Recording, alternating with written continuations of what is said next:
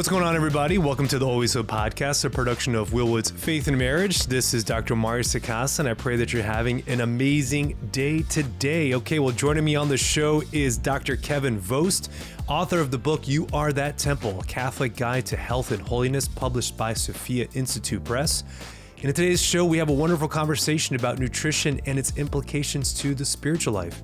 We discuss why healthy eating is part of a healthy spiritual life, finding the line between being good stewards of our body and succumbing to a cult of the body, or this idolization of the body that tends to be in vogue in our culture right now. We also discuss how to pay attention to our body's responses to foods, and we cover some basic practices of where to begin if you're looking to change your diet just a little bit. If you find this episode helpful, please share with one person who you think would benefit from it, or please consider leaving a rating or writing review on Apple Podcasts or on Spotify, or simply sharing it with your friends on social media. If you have any thoughts about this episode, I'm always eager to hear what you have to say, so hit me up on Facebook, Instagram, or LinkedIn. All right, everybody, well, let's get into this conversation with Dr. Kevin Vost.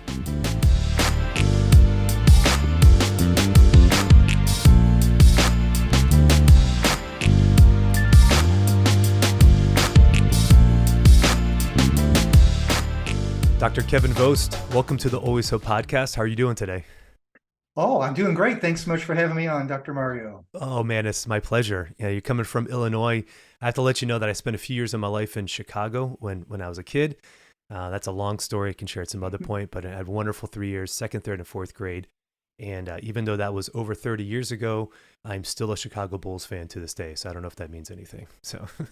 Oh, well, I have a little, we were a couple hundred miles south of Chicago, but I do have one Chicago connection that my doctoral degree in clinical psychology was from a Chicago school, Adler University, which was invited by the state to come down. And I did a lot of my actual coursework here in Springfield at the University of Illinois at Springfield campus, but my degree is from a good Chicago school. Yeah, fantastic. I got to live actually a childhood like bucket list and go to a Bulls game at the United Center last fall. And or 2 falls ago, I should say, and that was awesome. So, well, great segue into what we're going to be talking about today. Not that we're talking about professional sports at all, but I'm excited to have you on the show to talk about your book, You Are That Temple. Thank you for writing this. Thank you for bringing some clarity.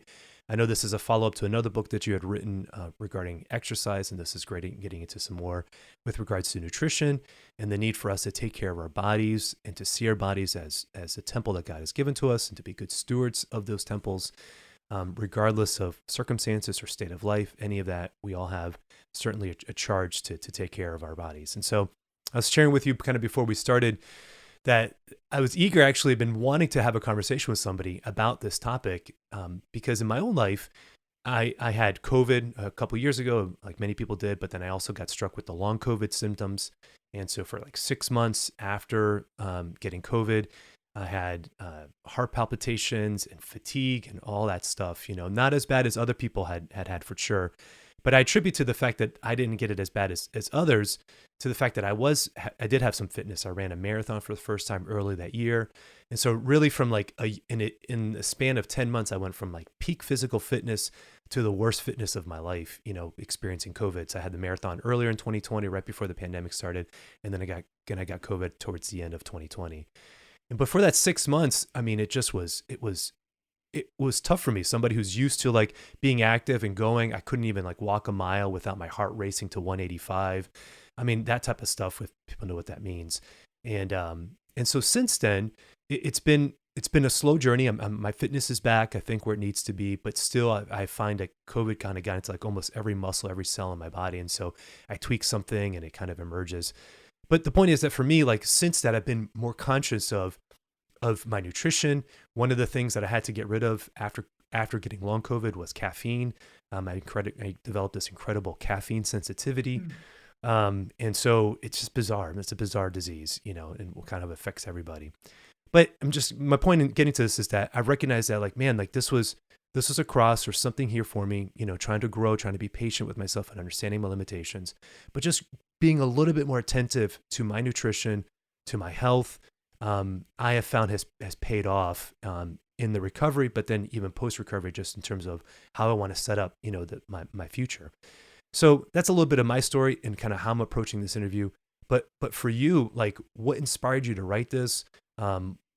Yeah, what gave you, man, like, I'm going to dedicate a year and a half, 2 years to kind of research and write this thing and put this thing out. Yeah, just kind of where did the context come from for you in terms of being able to write a book like this?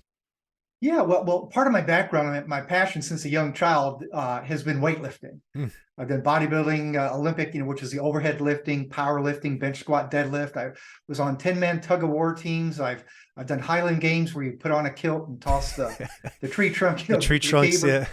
Yeah, so all that. So I've always enjoyed those strength sports, and I've done some writing for fitness magazines. I've done some previous books. One was a Catholic book that came out in 2007 called Fit for Eternal Life. And its main message was showing people how even a small but regular investment into formal fitness training can make a real difference in your functionality. But as the years went by, this was during the time of COVID. I'll say for myself, I just had it, but in a very, very mild way. So COVID itself, didn't play a big role here. But during that time, in 2021, that's when I hit 60 years old, and I knew some of the research was, one of the most important things for us to retain our functionality as we age is to keep our muscle size and strength. So I really worked hard at that. So the day I turned 60 a couple of years ago, remember I deadlifted 410 pounds for 5 times, which I had done more when I was younger, but I was very pleased. So I'm like, wow, my strength is really good. I am maintaining it. Wow. And I had lifted all my life. I have done some aerobic activity, some distance running, 5Ks, 10Ks, things like that. So at age 60, here I am. I'm very, very strong, for my age and size. And yet I realized I'm 5'9". I weigh 220 pounds. My blood pressure around that time, I remember one day it was 159/91. Oh, wow. My waistline measured 40.5 inches. Okay. I had a bit of a sore knee. I would get reflux sometimes. It would even wake me up at night. So, it kind of really came home to me that exercise, strength training, aerobic training is indeed very, very important, but it is also possible to be very strong, possibly even to have very good cardiovascular endurance without necessarily being completely healthy. So in my own case, I didn't read it and I realized I had multiple signs of what's called the metabolic syndrome. Where my body was storing too much fat. I was having difficulty controlling my sugar. It raised my blood pressure and all. So around that same time, this was February 2021, I remember a couple years back, I read some more recent books on new viewpoints on nutrition, focusing things like moving away from ultra-processed foods, more back towards real foods, our ancestral types of foods. Other books on the possible benefits of reducing our sugars and other kinds of carbohydrates. Other books on the fact that maybe fats have been unnecessarily demonized. So I just got immersed in all this, drastically changed my diet. And within 6 months, my waist went down 6 inches from 40.5 to 34.5. Wow. My blood pressure went from 159/91 to 124/68. Wow. And then most recently, I just had my blood levels done. My triglycerides are supposed to be under 140. They're like 88. My HDLs, the good stuff, had gone up. So I just found in my own case that diet is extremely important, at any time of the lifespan, but also that making changes, even for a 60-year-old guy like me, making changes, moving more towards just kind of the real foods that God made them, can have pretty significant and relatively short, quick impact on our overall bodily health. So that's what inspired me. I made these dietary changes, and I just saw such dramatic changes in my own body composition and my blood lipids and so on that I'm just so excited. I wanted to help, get this word out. Oh, praise God. That's great. Wonderful, certainly for your own experience that you're able to make these changes, and that your weightlifting and your exercise background kind of helped you stay strong, the whole time, but recognizing like, maybe there's something more I can do. And so taking your research background with your doctorate, obviously your capacity to be able to read and look at this and say, I can apply these things to my own life, which is beautiful, to look at nutrition and making those changes. So how do you see, I guess here's the question, how do you see the connection between nutrition and faith and kind of healthy eating and as an expression of kind of our pursuit?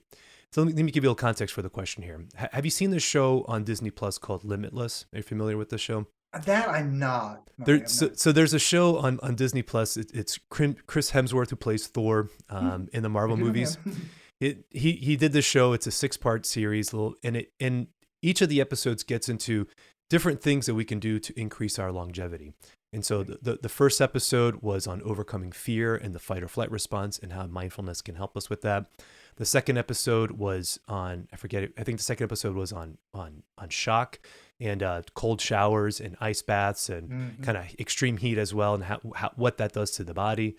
The third episode was on fasting, and he did this 4-day fast where all he drank was water, and talked about ketosis and some of the stuff that we'll talk about certainly. As we've been watching this as a family, because the show's very wholesome, it's good. We'll watch it with our teenagers. It's been great, and my boys are like super excited. They're into athletics, and they're trying to like implement some of the stuff. But I had a good conversation with my wife about it, which was like, this is great, but like, where's the line? Where like health for its own sake, we can make an idol out of it. We can make an idol out of health, or we can make an idol out of the body. And we know that the cult of the body, of course, is very prominent within our culture. And so there is a balance between pursuing health for its own sake, which can lead to maybe for vanity or to pride or even a misunderstanding. Certainly we want to preserve ourselves, but well, like, where's the balance in this? Where we're pursuing it out of a desire for holiness and for taking care of what God's given us, without stretching into kind of this cult of the body or self-idolatry or vanity. Yeah. What are your thoughts on that? Yeah, well, one, within the church, in Scripture, there's thousands of years, of history there teaching the importance of the body in the way that God crafted us as beings of body and soul. And, when we die, our soul will be separated from the body, but when Jesus comes again, we're going to be reunited to bodies, for eternity. So the body is important. We are called to care for that. So, of course, the title of the book, You Are That Temple, just slightly rearranges some words from St. Paul in his first letter to the Corinthians in chapters 3 and 6. He says, do you not know that your body is a temple of the Holy Spirit? And somewhere he says, that temple you are, so we are called, to be proper stewards for our body. But then there is that possibility of the cult of the body. And undoubtedly, people can become obsessed and make the body their own idol, where they're spending, inordinate amounts of times training for, things like bodybuilding or a particular sport or endurance training or triathlons or whatever. People can become obsessed where it interferes with other life commitments, takes away their priorities. So the body itself almost becomes, a false god. But I will say, in some of the fairly modern writings of the church, one of my favorite quotations comes from Pope Pius XII. And he, like in some other of the popes, more athletic popes like Pope John Paul II, St. John Paul II now, would sometimes speak to groups of athletes.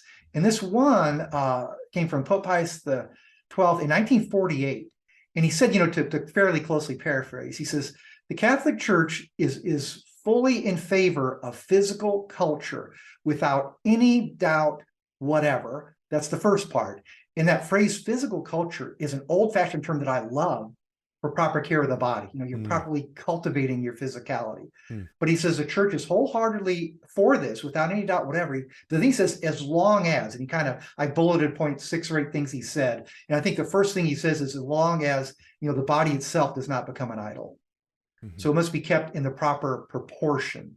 So the body doesn't become an idol. He said, so it does not drain us. Like, in a sense, we shouldn't overtrain. It shouldn't remove our energies from the things we need to do. He said it should refresh us. It should refresh our spirit. It should give us new excitements for study. Like, we should be excited to learn more about how to keep ourselves healthy. So anyway, in recent times, one of our great popes has made it clear that, the church is totally in favor of the proper care of the body as long as it's kept in the proper proportion. And then also, if I can go back some centuries, my main theological influence is St. Thomas Aquinas, because it was through reading St. Thomas that brought me back to Christ and the church after 25 years as an atheist in my early and mid-adulthood. But anyway, Thomas says, when Jesus told us the most important thing of all, is to love God with all we are, my heart and mind and soul and strength, and to love our neighbor as ourself. Thomas being Thomas, he drills through every single word. And he says, when we're told to love our neighbor as ourself, he said that self includes yourself, soul, and also body. He says, so in a sense, we're commanded to love our bodies, in the proper way, not to make them idols, but to show gratitude to God for them and to be proper stewards of them. Yeah, amen, amen. So I'm grateful you brought up that last quote because it's something I wanted to talk about in terms of appropriate self-love. Because it seems like self-love, if you read all the modern stuff, it kind of connotates almost a preference for comfort. That you have to take care of yourself. Of course, you have to take care of yourself with stress and that. But almost it's not the same type of self-love that the church would speak about. Like this notion of like, how do we how do we find the balance again between that where I guess to take care of ourselves is an act of love, not just to puff up or to be an encouragement for vice, or indulgence, but genuinely to be able to find that. um, what do you think about that? Yeah, I mean, and it is. When to talk about self-love, I mean, yeah, it is very important to differentiate that. Do we mean unconditional self-love? So if it feels good to me, do it. Are Yeah, we yeah, yeah. talking about, pleasures, comforts? Well, not necessarily at all. And St. Thomas is written elsewhere about, we're to love what's properly human about us, Hmm. the way we're made in God's image in terms of having an intellect and a will. So we're using them, in the right means, accepting God's grace and trying to grow in virtues, because that's another parallel. Thomas says that virtues are to the soul like health and beauty and fitness are to the body. So that proper kind of self-love, we're loving what's best in us, what imitates God, how God made us to be what we can. And Thomas too, then when he writes about like true friendship, reaching out to other people, he said, in some ways, when we do that, we're treating that person as we treat ourselves, as a Hmm. second self. And he says, well, what do we think about ourselves? We want ourselves to live. We want ourselves to have some degree of joy and happiness and to develop our potentials and so forth. We wish ourselves well. We actually do good things for ourselves. Well, we should also be doing that for other people. If we're going to treat them like us, then we want to do good things for them. We want them to exist and thrive. So I think even in terms of taking care of our own bodies, we're tending our temples, we're feeling better, maybe we're stronger, we're more rigorous, but hopefully then too, maybe we can inspire the loved ones around us to take better care of their bodies so they can enjoy those experiences as well. Yeah, amen, amen. It's beautiful. It's beautiful. Well, it's great. It's great to have that distinction. So on this notion of kind of self love, one of the, as I've been paying attention to my own nutrition here, something I've actually really been curbing has been my alcohol intake over the last little bit. I read an article in Runner's World recently that talked about like, is alcohol any alcohol good for you? And it's like, not really. Like, it's a toxin in the body, and so we have this relationship with alcohol, obviously, with when we need some rest or something. So it's not to be too extreme about it. But what I found even myself is like, even if I have one beer, again, I'm not being crazy about this. I'm not to be prudish. Everybody make their own decisions. But I find even like the next day, I don't feel as healthy. And back to that question of like self love, as I've been paying more attention to myself, it's like, well, what really is what's best for me here? Again, I'll have a beer at the Super Bowl party. I'll go out with friends, no big deal. But just in terms of, if I do that, I recognize that I'm going to feel a little more bloated. I'm not going to feel as healthy as I would if I didn't. And recognizing, okay, like maybe out of another sense of taking care of myself, another sense of taking care of my temple. How much do I really need that beer? How much do I really need that alcohol? What really is that motivation for it? And again, no, I'm not judging myself or times or anything, but just trying to put it in a little more context to say like, maybe I don't really need that as much as I thought I did. And I can let that go for a greater purpose here, partly out of temperance for the Lord, for sure, but then also for myself too, to say like, if I'm training and my body's already trying to heal and recover after a long run, then putting alcohol into the system isn't going to help it, to process and to heal as readily as it needs to. Well, then, okay, then maybe I need to get rid of that. And for me, that's been a way of kind of like looking at it and saying, this isn't self-love. Sometimes people would be like, well, self-love is, going out and getting wasted on the weekends, so to speak, because you deserve it. You worked hard over the week, and so you need to take care of yourself. And so indulge, in whatever. Okay. We feast also. We church obviously has a tradition for feasting as well, but not in excess. And I think that's what we're speaking about. And I appreciate the fact that you're communicating that from the get-go, is this notion of finding balance in all of this. And trying to be able to increase and to find that. So, any other thoughts about that? Yeah, well, I had somewhat of a parallel experience there because in the past I would enjoy beers, especially my heavy stouts, Me too, Uh, man. That's it. I love the dark side of the spectrum. Also, that's it. that's Yeah, right. That's where I hung out with beers. That yeah, just yeah, yeah. You can keep the almost like IPAs. drinking You a can keep the IPAs. I'm chocolate sorry. milk or a milkshake or Yeah, something to get that's one of it. those nice stouts or porters. Oh, you got it. But Stop but it, it was Kevin. when I realized I needed to reduce my body weight, my blood pressure, and all that. And I realized too, when I changed my diet, I was very sensitive to the actual bloating effects of beer. Like, oh my gosh, I feel like I've got a beer belly, I guess. Right after downing a pint. And again, like I said, I didn't do it in excess. I usually just do Sure. one at a time. But I did stop that. And then though, being in an afternoon routine of just calming down, I switched though. I switched to whiskey or brandy, Uh-huh. and in a little cocktail.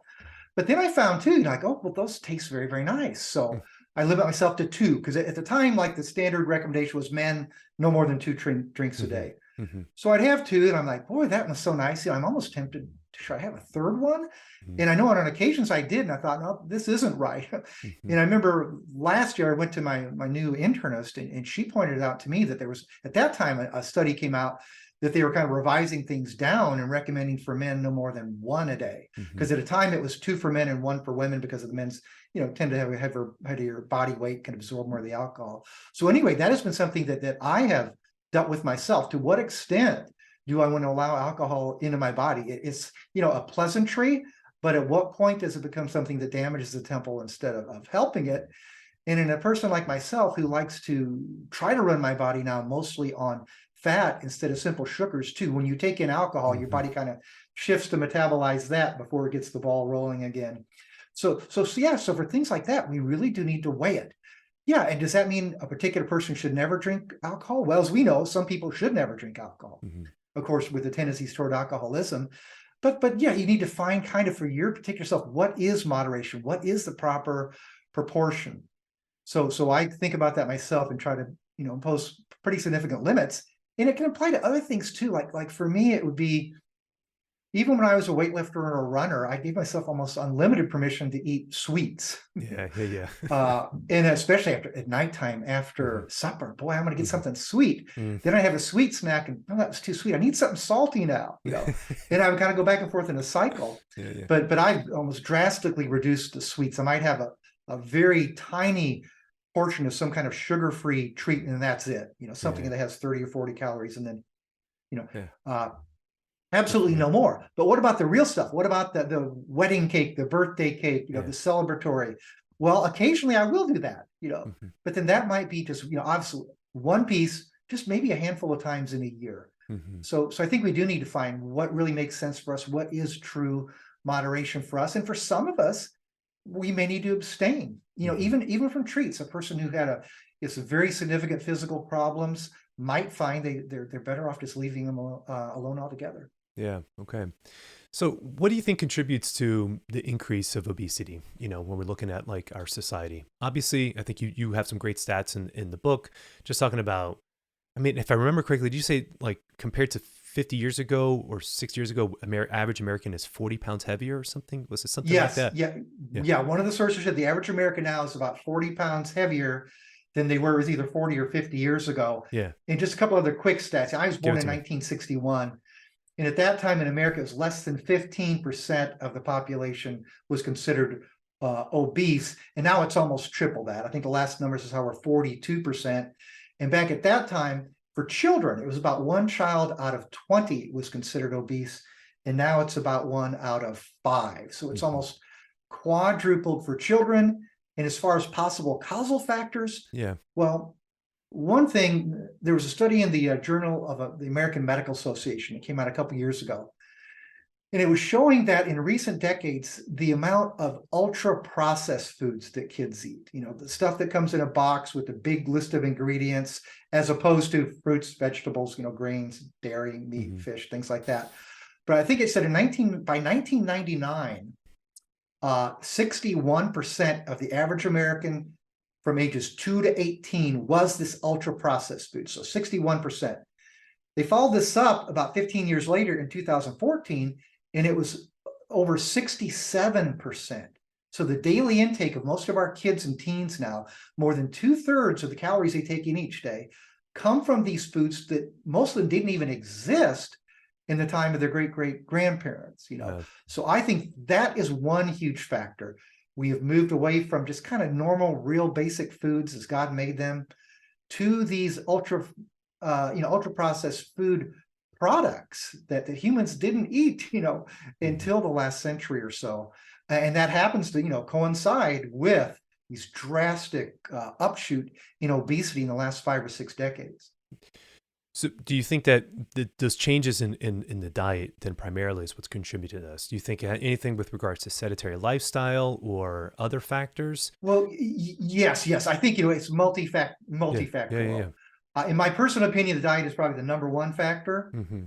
But yeah, we've also become more sedative. I definitely sound like an old guy here, but back in my day, when we used to walk barefoot in the snow. Right? That's right. But literally, like in the summertime, my brother and I, we just the front door open and we're out the door, and we're not back unless we got hungry. We're not back until the sun goes down because we're outside playing. Mm-hmm. Of course, this is long before we had video games and electronic entertainment. Mm-hmm. So for children, there's been a drastic change in the activity level. And most of us too, with all the new technology, we're much more likely to be sedentary than in the past, though a fair number of people compensate, by exercise. But that certainly factors into it too. In another way, I think they're both interrelated is a point I try to make in the book. It seems that some of these ultra-processed foods that are lower in healthy fat, lower in protein, lower in fiber, they may tend to make us hungrier. So we tend to eat more and more to meet our nutritional needs and more often. Mm-hmm. But those same foods also may make us more tired. So we just don't feel like getting out there and moving like we would have in the past when our diets were more based on actual foodstuffs. Yeah.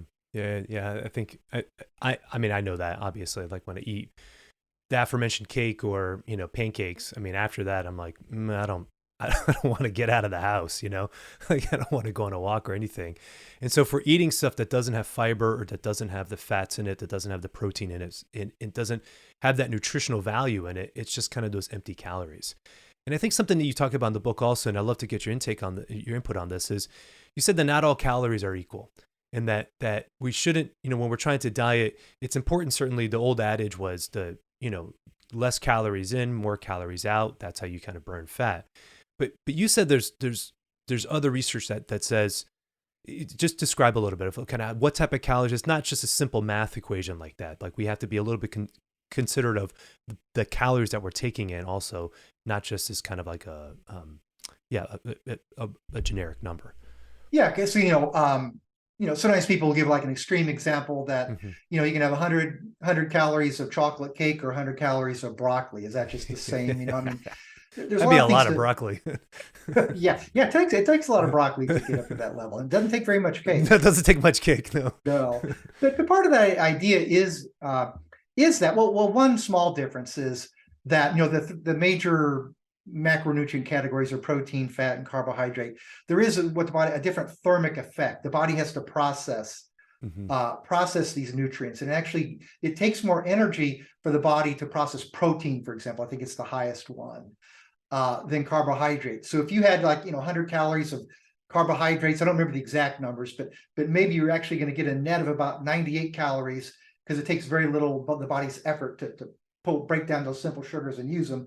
Whereas the protein, that 100 calories, the net effect might be 85 or 90 or something, because the body has to have more complex chemical processes to make it usable. So a calorie is not necessarily a calorie. I mean, in a sense, they're still important. The quantity of food you take in, the energy it takes in is important.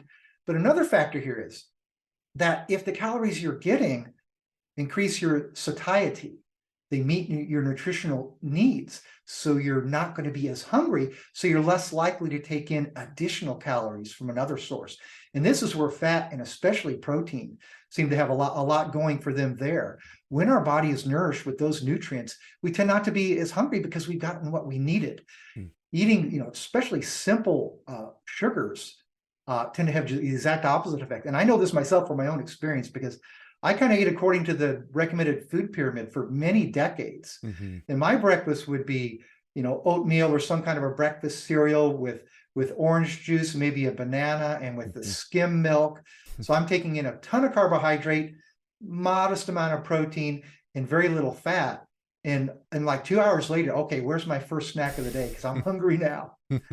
But now if my first meal of the day is a protein shake that involves a whole fat milk, a whey or a casein protein, possibly some nut butter. So I'm getting a lot of protein, a decent amount of fat, very little carbohydrate. I can easily go for hours without being hungry. Or in the same, if my breakfast instead is bacon and eggs or a piece Yeah. of steak or something, has the same effect. I'm simply not hungry Yeah. for hours later. So in that way, I'd say, yeah, where you get your calories from can make all the difference in the world in how many more calories you end up craving to satisfy your body's needs for tissue growth and repair and for energy.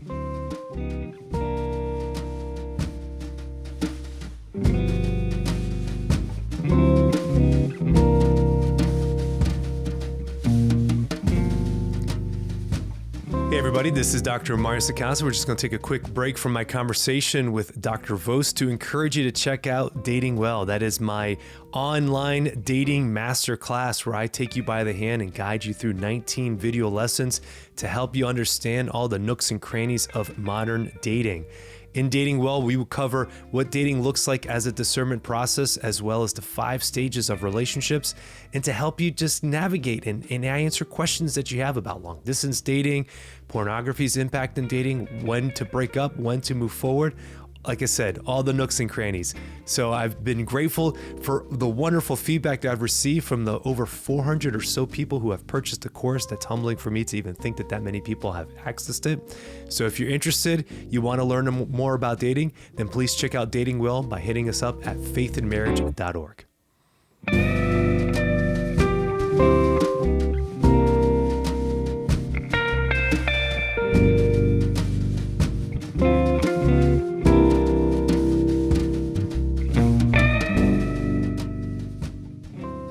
So we have 4 boys, and our grocery bill just keeps going doop, doop, doop, doop, doop, doop, doop. Because they just, when people say you're literally being eaten out of house and home, we are literally being eaten out of house and home. It's our mortgage and then our grocery bill in terms of top 2, like budget line items.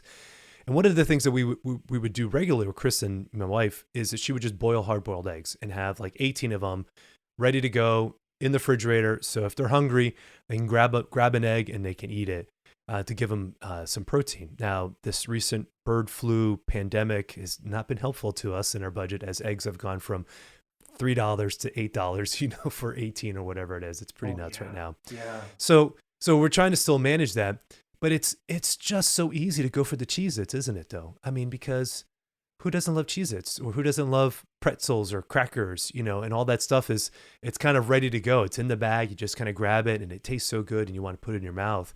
And so it's like, we tell the kids, we're like, listen guys, like, it's fine if you're going to eat them, but at least get a cheese stick with it, or get some beef jerky to go with it, or get a, hard-boiled egg or something, or put a little peanut butter on it, just so at least you're getting some protein to go along with that. Because we know, I guess just instinctually, I know it as parents, because you see it, they'll eat the handful of Cheez-Its or whatever that is, and then a little bit later they're all hungry again.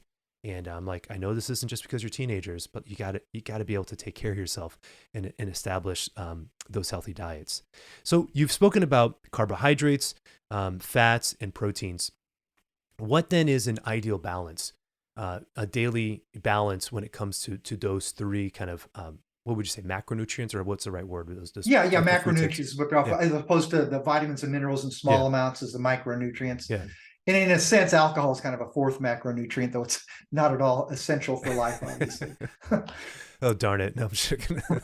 In this, I should say too, I have to make clear, there's variability here from person to person. Mm-hmm. So what an ideal person, a diet for one person may not at all be appropriate for someone else. So we have to keep our own individual differences. So what about, how about we put some 2 categories in? So in terms of just like kind of average healthy eater, but then what about like an athlete? And I guess I'm asking that for nobody in particular, but what would be kind of, for people who are training, for something like, what would be a healthy diet or appropriate balance for that versus kind of just an average kind of American, living, not really exercising much.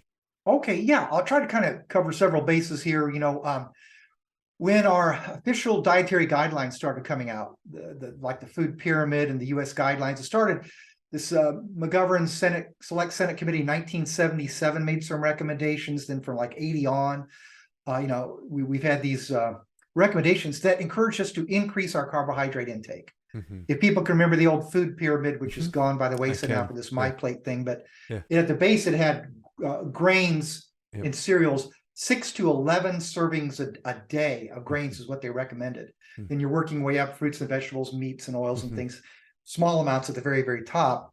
So that kind of diet, it could be recommending carbohydrates, maybe 50, even 50% or more of your diet. And I know some research on what they call low carbohydrate diets had a carbohydrate intake as high as 40% of your daily calories. There's all kind of approaches out there, like what's called the zone diet recommends a 40, 30, 30, I think 40 carbohydrate, 30 protein, 30 fat percentage. And it varies by individual. What I found most effective for myself, those decades when I had a high carbohydrate intake for myself are the decades I had a huge waistline, much higher blood pressure, much worse blood lipid levels, cholesterol, triglycerides, things like that. For myself, I follow not necessarily what's called a ketogenic diet. I've never once measured these ketone bodies in my blood, but I personally prefer a relatively lower carbohydrate diet. So my own intake of carbohydrate is probably between 5 and 10% of my calories per day. So for me, it's going to be less than 50 to 60 grams a day. And then the remainder of that is distributed between protein and fat. And I don't normally actually formally measure this, but one day for the book, You Are That Temple, I did. And I think, what did it come out? That day, I think my carbohydrate was 7%. My protein was 36, and I think my fat was like 57, if those numbers come close to 100. But I'm not a math guy, so I'm sure that's close. So it's pretty close. But some of the keto people recommend your fat can be as high as 80%. And they would recommend, well, be careful taking in too much protein, because protein can also be converted to sugar in the blood and call forth insulin. So anyway, it's a very, very complicated scenario. But my own preference is to keep carbohydrates fairly low. And for me, it's 10% and under. Other people might thrive at 20, 30, even up to 40%. And then to balance the other two between protein and fat.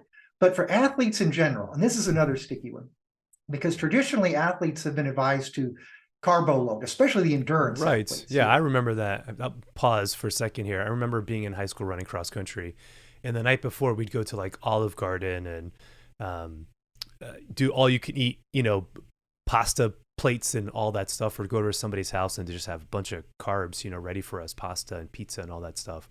So you're about to tell me that I wasn't supposed to do that?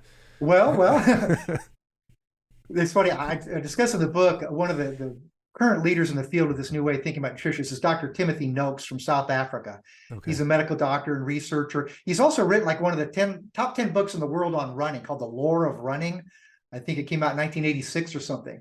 And he's a guy, he had 2 chapters, I think he said, where he recommended all this carbo loading. And then through his own research later, he's done a complete turnaround. He said he's still a runner. He's older than me. He's maybe approaching 70 or so now, but he keeps his own carbohydrate at less than 20 grams a day. Wow. Because of a tendency towards diabetes. His father died from it and so forth. But anyway, there are a growing number of researchers now and athletes now who are arguing that even endurance athletes, if you become more fat adapted, if you have a lower intake of carbohydrate over time, your body becomes better and better able to fuel itself without it. And it may have some advantages because, your body can only hold limited amounts of glycogen sugar. So what do they call it with runners? You hit about mile 20 on the marathon, you bonk, Yeah. Right. Your body's kind of, running out. Yeah. But some of these fat adapted athletes, claim that they can go on much further with minimal carbohydrate as long as their body is adapted to burning fat. Because, any of us, we carry enough fat on our bodies to run a lot of marathons, a lot of stored calories in fat because it is so, nutrient dense and calorie dense. So anyway, I have found myself too for strength training. I'm absolutely, in fact, probably overall at 62 right now, I'm stronger than most of my lifetime as I was in my 40s or 50s, maybe even in my Wow, 30s. that's incredible. And I train now usually in the morning, and I usually actually train fasted. I've eaten supper like maybe 5 or 5:30 the night Hmm. before. So I'm going into the gym the next morning about 6 a.m. on nothing but some black coffee and water. Mm. And I have found I absolutely do not need any kind of high carbohydrate intake for maximum strength. So again, I'm saying, people should ideally experiment. Mm. But if you are a person who eats a lot of carbohydrates and you're an athlete, if you all of a sudden change that, it's very possible you go through a period of some weeks where you just don't feel very good. Mm. But it's Yeah. also possible that then you will adapt and find that your performance is very good. Wow. Okay. Well, duly noted. So what I'm hearing you saying is that if anybody's listening to this, meet with a nutritionist, meet with your doctor, find kind of a individual plan that kind of helps you fit your needs. That we're speaking here generally, obviously, in terms of what's Yeah. worked for you, what you've seen generally working for the literature, but recognizing also that like everybody's body processes these things differently, and meeting with a professional to help kind of navigate that and curtailing a diet to help you meet your goals would be the right answer here. No, that's excellent and a very important point. It's not medical advice. Everyone's Yep. different. Even in my own case, I read Hmm. here voluminously. I practice the exercise, but I myself meet with my physician, and I very want to carefully go over those, especially those laboratory results. See what impact is this actually having on my body. And so far, it's been so good. My numbers have been better than they ever have been. But Hmm. by eating this way, Hmm. but it Hmm. may be different from a person listening to this Hmm. or watching us. So yes, you do want, if you make any significant changes in your diet or exercise, you want to do that in conjunction with your healthcare professional. I'd say especially if you're like a diabetic or a hypertensive or have heart disease, especially if you are taking medications, because some of these dietary changes can like in a matter of hours even Hmm. impact your blood levels of these different things. So your doctor may need to decrease or eliminate or moderate in some way Hmm. the medication you're taking, depending on the impact of your dietary change. Yeah, that's right. That's right. Yeah. So that's right. Go to your doctor, talk to them. We hope that this episode's helping in some way to give you some insight, things to talk about, which would be great. Now, one of the things you just mentioned was working out in a fasted state. And fasting is one of those things that's kind of a buzzword right now in the nutritional kind of exercise kind of community. Lots of talks about intermittent fasting. Even this episode that I watched with of Limitless that I mentioned earlier, Chris Hemsworth did a 4-day fast where all he drank was water. And the show did a wonderful job talking about ketones and how ketones can help kind of bring some focus, all this other stuff. And you mentioned this in your book, and I'm happy you talked about this because this was my experience also. It seems like it's a little bit of a shift from what it used to be, where I had friends of mine, and when I was in high school and in college, when they were trying to lose weight, that they went to the opposite, where they were, rather than eating 3 meals a day, they ate like 6 or 7 small meals a day. And so the idea back then was to say you increase your metabolism, you keep the same number of calories that you need to meet. And so a meal would have been like just like a chicken breast or something small. There were smaller meals, but you kept eating throughout the day to keep that metabolism kind of running. And that's what would help kickstart the metabolism, which would help burn the fat, help you give more energy. And that's how you would lose weight. And I had friends of mine who lost a lot of weight, doing that. But it seems like we're going in the other direction now, which is to say, as I understand intermittent fasting, it's to say that you give yourself certain time frames, and whatever that time frame is, it could be, from 12 to 8 that you eat, and then you're not eating from 8 p.m. to 12 the next day. So whatever that is, 8 and 16 or something of that nature, or if you want to go a full day on, full day off type of thing. But introducing kind of fasting into your diet.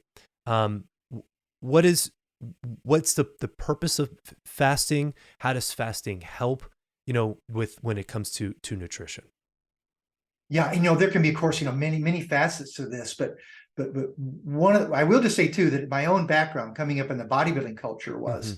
yeah, we were advised, keep those muscles fueled, Yeah, eat yeah. multiple small meals throughout the day. Don't let your tank go on empty. Always have some nutrients in there so you can constantly grow. Hmm.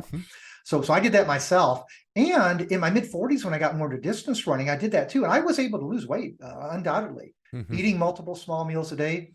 It worked for a time. I got to a very low body weight, but unfortunately, I also lost a fair amount of muscle Mm. at that time.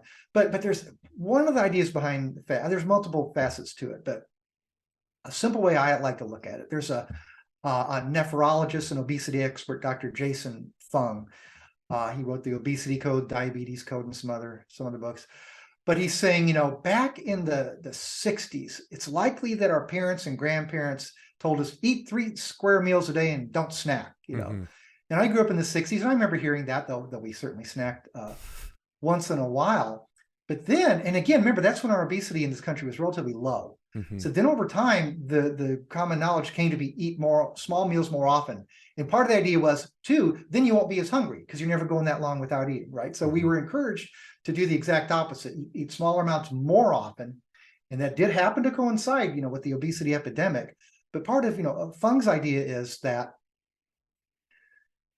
one of the impacts of eating is it causes our blood sugar to rise and our pancreas to kick out insulin to help control that. And that some of the things like diabetes, non-alcoholic fatty liver disease, obesity seem to be linked to kind of overstimulation of insulin, having our blood pressure, our blood sugar up too high too often. So we're constantly trying to control this till kind of wears down our system. We become insensitive to insulin. So one simple way to look at this, if you eat 3 meals a day, you slept all night and you have breakfast, which literally means breaking the fast. You got it. That's right. Yeah. So you eat, so you get a little insulin or, blood sugar and insulin peak, and then it comes down. Then you have a few hours when things are quiet, and okay, here it's lunchtime. Now I'm going to get a little boost again. Okay, now here it's quiet. Now here it's supper. Okay, I'm going to get a boost again. Now I'm going to sleep all night, But instead, we were kind of advised to get these little kind of bumps like all day long. So we may never have gone back to that low, therapeutic restive state. So part of the idea with the intermittent fasting is it gives your body a time not to be overstimulated. The body wants our blood sugar at around 4 grams or so circulating in our entire body. And then when we take in too much, it kicks in these mechanisms to lower it. But if we go periods of times where we're not taking in any food, those compensatory mechanisms can take a break, and helpful things can happen to our body. And other people talk about this autophagy where cells that are damaged and stuff can be processed and gotten rid of. The fasting periods may facilitate that. Also, research has found that, for limited periods of fasting, people, especially weightlifters, I fast, I'm going to shrink. I thought that myself, I'm going to get weak. But unless you're, really going extended fast, our bodies were pretty wondrously made. And usually the first tissue our body's going to go to if we don't eat is probably not going to be our necessary muscle tissue. It ideally is going to be that fat tissue, which most of us carry too much of. So you see, so there's a variety of mechanisms where the fasting may help us. And then also, again, if we tend to eat the more nutritious foods, it actually becomes easier to do because we're simply not hungry as often. So I'll just tell you, this is just my own case. Yeah. Give it to me. I lost these 30 pounds a couple of years ago, primarily by eating real food and reducing my carbohydrate intake. It wasn't a matter of exercise because I was already exercising. That didn't change much. But then I started reading and learning more about the intermittent fasting and time-restricted eating. So my own take on that was basically, I stop eating usually by 5:30 p.m., go to bed. I get to the gym in the morning at about 6. I've had nothing but black coffee and water. Then I usually eat about 7:30 a.m. That's my first meal. So for me, it's only 14 hours. I go 14 hours without eating. And I feel great. The workouts are great. I didn't lose any more body weight, but it helped me from gaining it. And it just felt like a very natural thing to do. And in my own case, I remember, I'm here in central Illinois and we get cold winters and hot summers. And I found that last summer, I naturally gravitated towards a two meal a day plan where I would have a hearty breakfast. I'd be busy. I didn't desire any lunch. I'd eat supper later on. And that worked out really, really nicely. It got cold again. I got a little bit hungrier. I'm back to 3 meals now. But I assume as it warms up, I'll probably go back to that too. So anyway, this is something else that people will experience, individual differences. And I personally do not go for extended periods of time without eating, like multiple days in a row. I just simply haven't tried that. Yeah. You can watch the show to explain why that was advised. I can't remember exactly, all the details of it. And Yeah. So, but what I appreciate what you're saying, and I think it's fascinating that this is kind of what the research is communicating is our body is super adaptive to whatever environment we put it in. And when we talk about neuroplasticity, of course, that's a buzzword in the psychological community. Our bodies are plastic. That's what muscles are. You resistance training. It's just reacting to whatever environment that you put it in. And the body has a natural mechanisms, as you stated, for those fasted states and those feeding states. And that's actually part of the natural rhythm that needs that little bit of, hunger isn't bad. It's actually keeping alive and active certain mechanisms that help to reduce some of those toxins and to help just a natural healthy functioning of the body. And so if we are just always eating, as you stated, then that has effects, that has negative effects also, which seems counterintuitive. But it's just, again, finding that balance and recognizing that a little bit of stress in the body actually isn't bad for it. A little bit of hunger isn't bad for it. We can't always be in that feasting.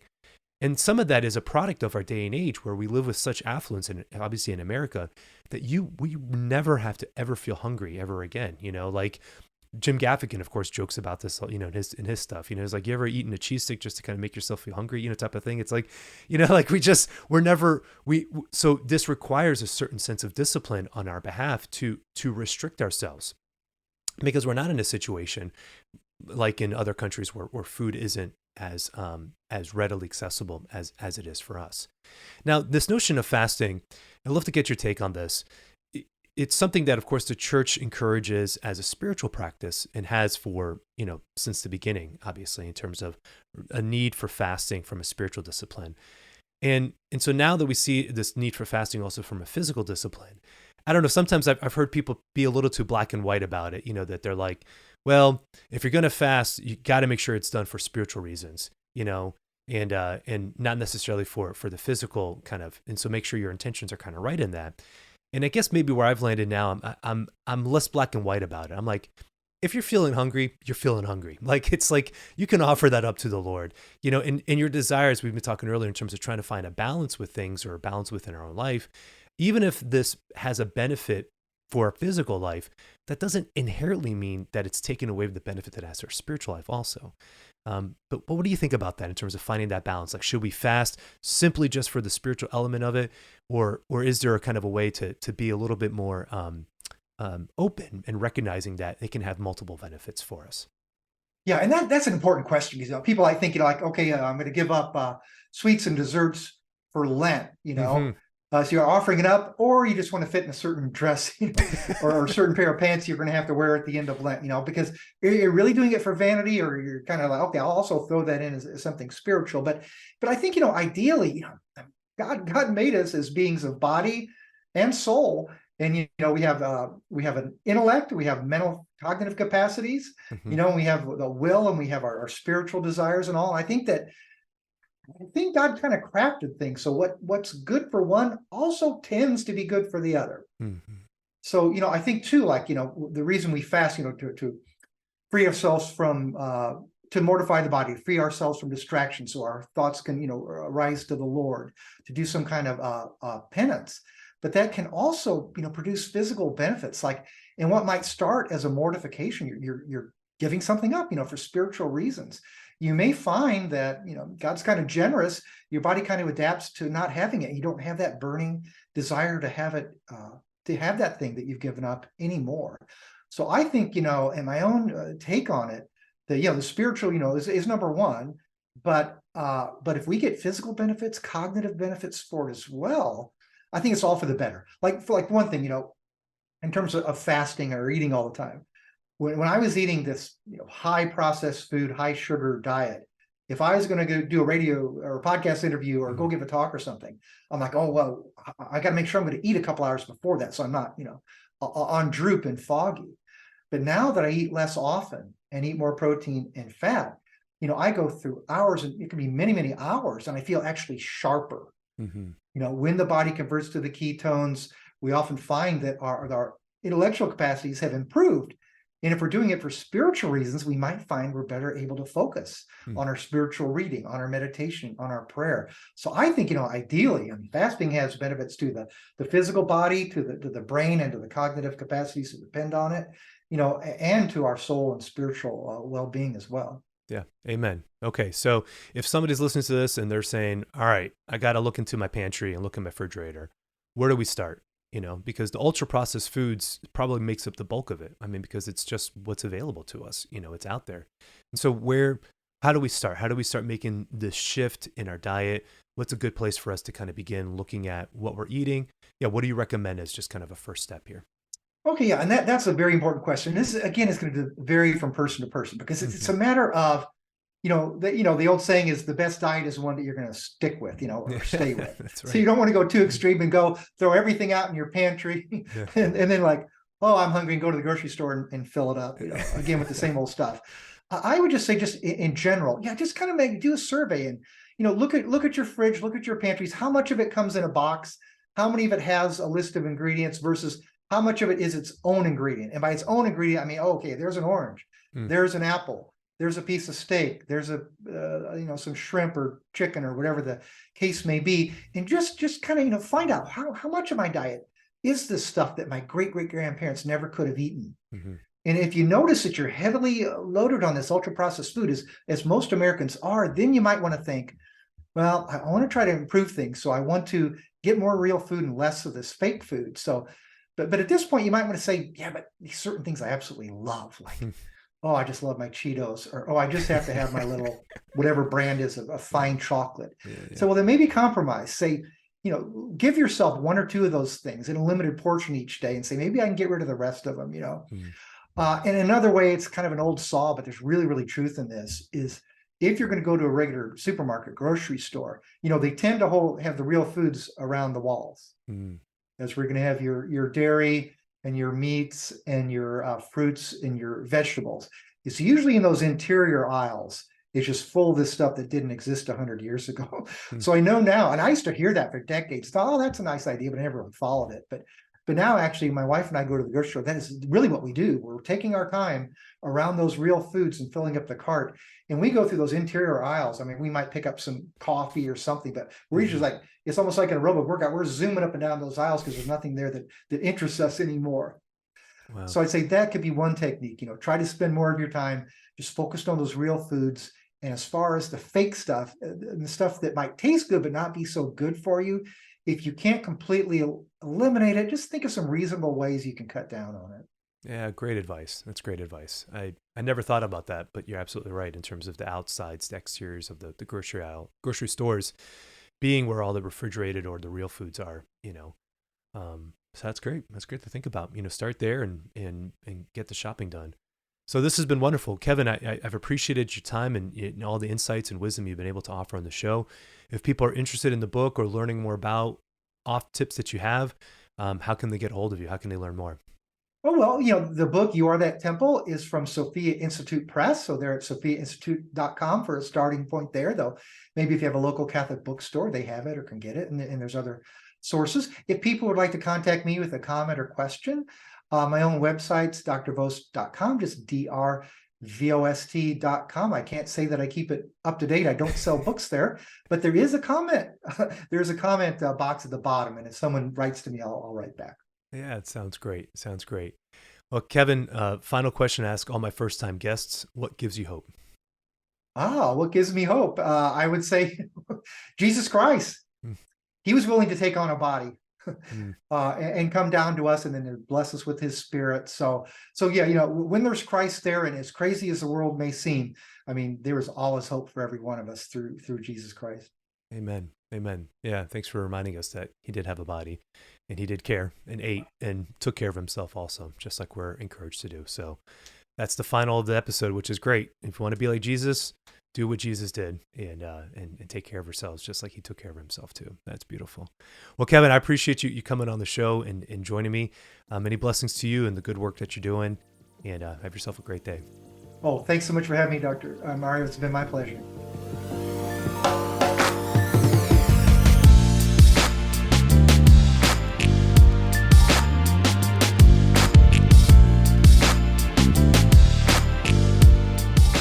that does it for my conversation with Dr. Vost.